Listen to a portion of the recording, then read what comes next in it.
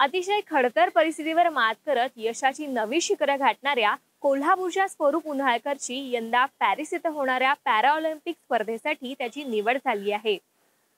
यशाची नवी शिखरं गाठण्यासाठी सज्ज झालेल्या स्वरूपच्या आतापर्यंतच्या प्रवासाबद्दल आपण जाणून घेणार आहोत। अतिशय बिकट आर्थिक परिस्थितीत असलेल्या कोल्हापुरातील उन्हाळकर कुटुंबात स्वरूपचा जन्म झाला। जन्मानंतर त्याला गंभीर पोलिओ झाल्याचं निदान झालं आणि हळूहळू त्याच्या दोन्ही पायांना अपंगत्व आलं। लहान असताना काकांना फुटबॉल खेळताना पाहून त्यालाही या खेळाविषयी आवड निर्माण झाली, मात्र शारीरिक मर्यादेमुळे ते जवळपास अशक्य नव्हतं। मात्र नंतर त्याला पॅरा स्पर्धांबद्दल माहिती मिळाली आणि तो खेळ शिकण्यासाठी धडपडू लागला। यातूनच त्याला नेमबाजीबद्दल आवड निर्माण झाली। टोक्योमध्ये 0.3 मेडल राहिलं होतं, त्याचं दुःख कुठंतरी होतंच, पण त्याच्यामध्ये एक्सपिरियन्स खूप आला। ती पहिली पॅरालिम्पिक स्पर्धा होती माझी। त्याच्या एक्सपिरियन्सच्या बेसवरच ह्या ऑलिम्पिकचा प्रवास चालू होता, प्रयत्न चालू होता आणि गेले 4 वर्ष 3 वर्ष त्या टोक्यो ऑलिम्पिकपासून ते ह्या ऑलिम्पिकपर्यंत रेग्युलर सराव हा चालू होता। पण याच्यामध्ये पण खूप स्ट्रगल आले, हर्डल्स खूप आले।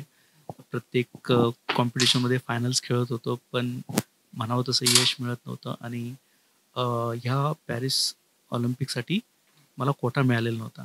पण पॅरालिम्पिक कमिटी ऑफ इंडिया आणि पॅराशूटिंग जे चेअरपर्सन आहेत त्यांनी माझा जुना परफॉर्मन्स बघून वाईल्ड कार्डसाठी एंट्री त्यांनी पाठवली आणि world shooting para sports internationally माझी वाईल्ड कार्डसाठी एंट्री त्यांनी अप्रूव्ह केली आणि वाईल्ड कार्डमधून मला पॅरिस ऑलिम्पिकमध्ये एंट्री करता आता। अभिनव बिंद्रा आणि गगन नारंग या दोघांनी लंडन ऑलिम्पिकमध्ये पदक जिंकत भारतीयांची मान गर्वानं उंचावली होती।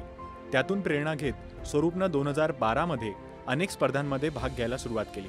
इच्छा तिथे मार्ग या उक्तीचा त्याला प्रत्यय आला। स्वरूपला थेट आंतरराष्ट्रीय नेमबाज गगन नारंगकडून प्रशिक्षण घेण्याची संधी मिळाली।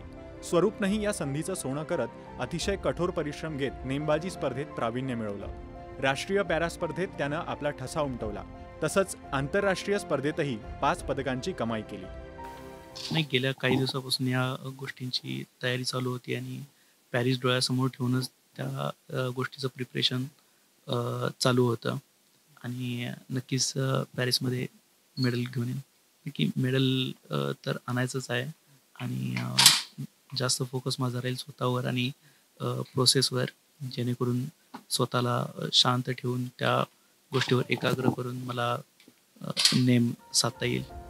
टोकियो इथे झालेल्या पॅराऑलिम्पिक स्पर्धेत स्वरूपनं 10 मीटर एअर रायफल प्रकारात प्रतिस्पर्ध्यांना कडवं आव्हान दिलं, मात्र पदकानं हुलकावणी दिली। पुन्हा नव्या उमेदीनं कठोर परिश्रम घेत आता तो पॅरिस पॅराऑलिम्पिकसाठी सज्ज झाला आहे। यंदा तरी या स्पर्धेत पदकाचा सुवर्णवेध साधता यावा यासाठी तो प्रयत्नशील आहे। दूरदर्शन बातम्यांसाठी रुक्मांगद पोद्दार, पुणे।